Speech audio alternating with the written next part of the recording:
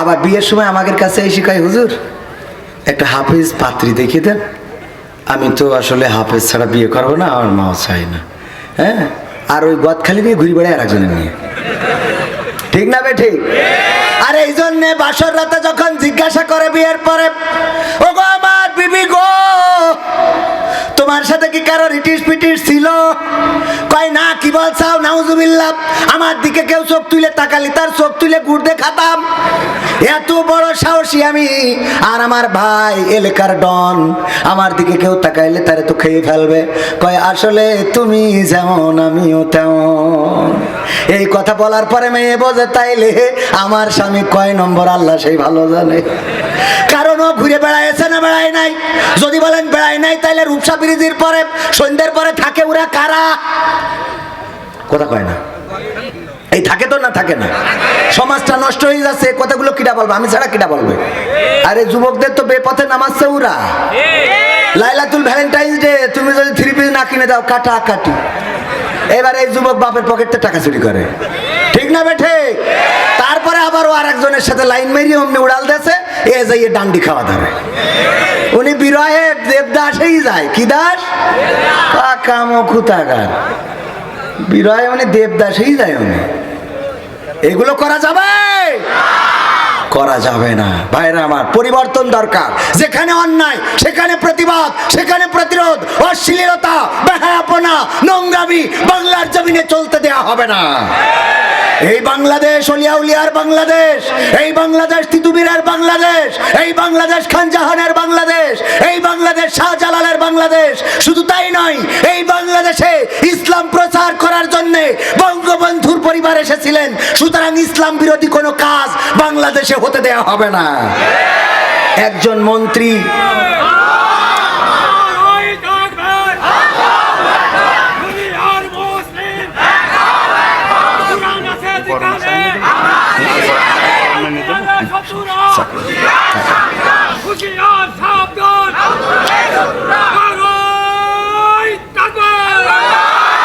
সম্মানিত ভাইরা আমার, নিউজটা আপনাদের সামনেও পড়ে থাকতে পারে। আমাদের একজন মন্ত্রী খুব সুন্দর কথা বলেছেন, সম্ভবত শিল্পমন্ত্রী। কি মন্ত্রী? শিল্পমন্ত্রী। উনার নাম, 4 জনের নামে নাম, অনেক সুন্দর কথা বলেছেন, এটা না বললে হবে না।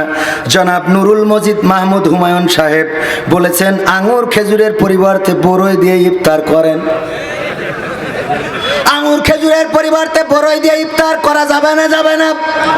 করা যাবে, আমাদের আপত্তি নাই। যদিও রাসূল বলেছেন তোমরা খুরমা দিয়ে খেজুর দিয়ে ইফতারি করো এবং এটাই রাসূলের সুন্নাত, তারপরেও আমরা বড়ই দিয়ে পেয়ারা দিয়ে ইফতার করতে কোনো আপত্তি নাই। কারণ আমার দেশে যেহেতু অর্থের সংকট, রিজার্ভে ঘাটতি পড়ে যাচ্ছে, আমার কোনো আপত্তি নাই। কিন্তু আমার দাবি হলো, যখন আপনাদের সর্দি লাগবে তখন যেন সিঙ্গাপুর মাউন্ট এলিজাবেথে যাবেন না। কথা কয় না? আর আপনার ছেলের আমেরিকায় পড়াবেন না, আর আপনি বেগম পাড়ায় কানাডায় বাড়ি বানাবেন না, আর সুইজারল্যান্ডের সুইস ব্যাংকে টাকা রাখবেন। আবার যখন দেশে কনসার্ট হয় তখন আমার ভারত থেকে ইয়ার রহমান সহ অনেক, ওই যে আরো নাম বলা যাবে না, নাম বললে উজু ভেঙে যাবে, এমন আমদানি করা হয় না? হয় না? আমার দেশে কি শিল্পী নাই? আমার দেশে কি হাসপাতাল নাই? আমার দেশে কি বিদ্যাপীঠ নাই? আমার দেশে কি ব্যাংক নাই? আমার দেশে কি ফ্ল্যাট পাওয়া যায় না? এত কিছু পাওয়া যাওয়ার পরেও আপনাদের যখন অসুখ হয় তখন চলে যান সিঙ্গাপুরি মাউন্ট এলিজাবেথে চিকিৎসা নেওয়ার জন্য। আর ছেলেটারে পড়ান আমেরিকায়, মেয়েটারে রেখেছেন লন্ডনে, বাড়ি বানাইছেন কানাডার বেগম পাড়ায়, আর টাকা রেখেছেন সুইজারল্যান্ডে। আর আমাদের বলেন বড়ই দিয়ে পেয়ারা দিয়ে ইফতারি করেন। কে খেজুরির দাম তো এখনো এত বাড়ে নাই, ঠিক না বেঠে?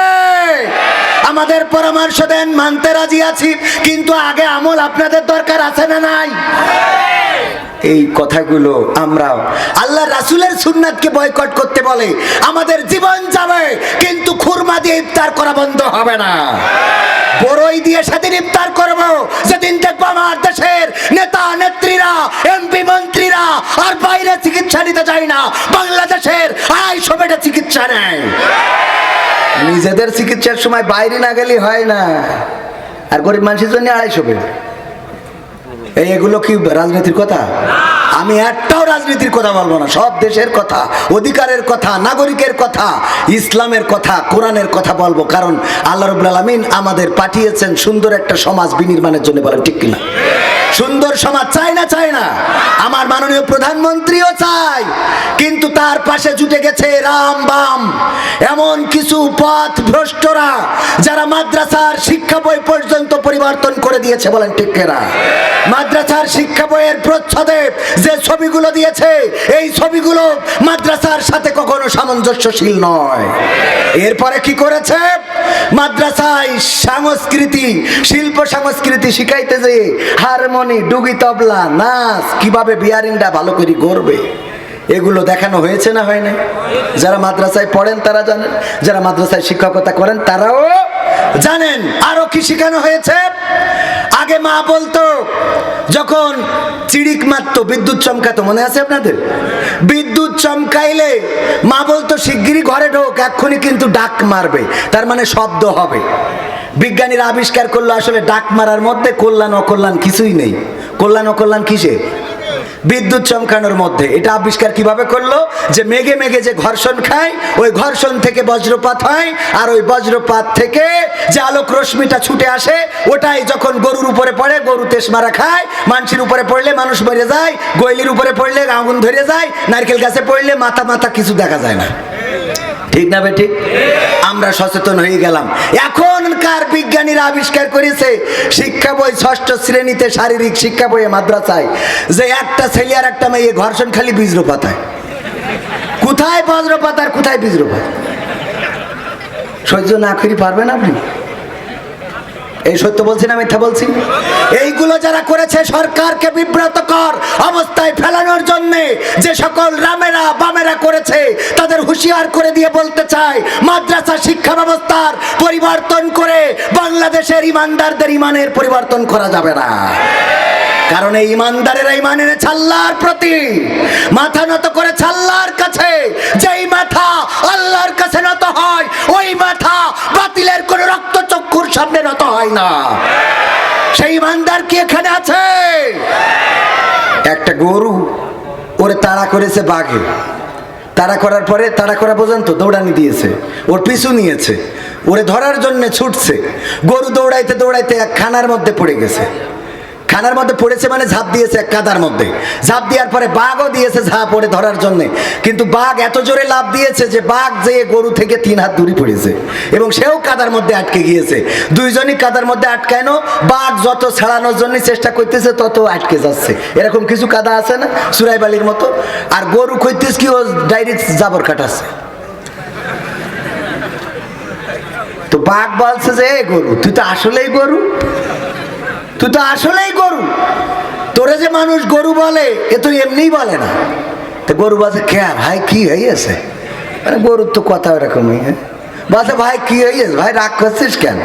বলছে, এই গরু, এই কাদার মধ্যে তুই ঝাঁপ দিলি, কাদার মধ্যে লাফ দেওয়ার কারণে আমি তোরে ধরতে পারলাম না, তোরে ধরতে না পারার কারণে আমি তোরে খাইতে পারলাম না। যদি তোরে ধরতে পারতাম আর আমি যদি খাইতাম, তাইলে কি হতো? আমি অন্তত বেঁচে থাকতাম, তুই মারা যাতিস সেটা ঠিক। আবার তুই যদি দৌড়ায়ে পালায়ে চলে যাতিস, তাইলে তুই বেঁচে যাতিস, আমিও না হয় আর একটা গরু শিকার করতাম। কিন্তু এমন একটা কাজ করলি, যেই কাজ কাদার মধ্যে ঝাঁপ দিয়ে আমিও আটকে গেলাম, তুইও আটকে গেলি। এখন নীরবে মালাকুল মউতকে ডাকা ছাড়া কোনো রাস্তা নেই, তুইও মরবি আমিও মরব। গরু বলছে, ভাই আমি গরু হইতে পারি, কিন্তু তোমার মতো অত পাগল আমি না। কয় বলিস কি? কয় হ্যাঁ সত্য বলছি। ও গো গরু, আমি কেন জাবর কাটাই? বাঘ বলতেছে, তুই এই বিপদের মধ্যে জাবর কাটাস কেমনে? গরু বলতেছে, জাবর কেন কাটাই আমি তোমারে বুঝাই দিই, শোনো। আমার একজন অভিভাবক আছে, আজকের মাহফিলের যিনি সভাপতি, রাত্রে যখন বাড়িতে এসে গোয়াল ঘরে আমাকে পাবে না, তখন লোকজন নিয়ে লাইট মারতে মারতে আমাকে খুঁজতে বের হবে। খুঁজতে খুঁজতে যখন এই কাদার মধ্যে আমাকে পেয়ে যাবে, আমাকে উদ্ধার করে নিয়ে যাবে। আর যখন দেখবে তোমার কারণে আমার এই বিপদটা হয়েছে, এই রাতি তোমার এখানে কবর দিয়ে তারপরে যাবে। তা জাবর আমি কাটাবো না, তে তুমি কাটাবা। ঠিক না বেঠে? এই জন্য আল্লাহওয়ালা যারা ইমানদার যারা, আল্লাহকে অভিভাবক হিসাবে মেনে নেয় যারা, আল্লাহর জন্য নিবেদিত প্রাণ যারা, ওরা যতই কাদায় পড়ুক, যতই খানায় পড়ুক, যত মামলা খাক, যত অ্যারেস্ট হোক, যত রিমান্ডে যাক, যত জেল যত বছর হোক না কেন, ফাঁসি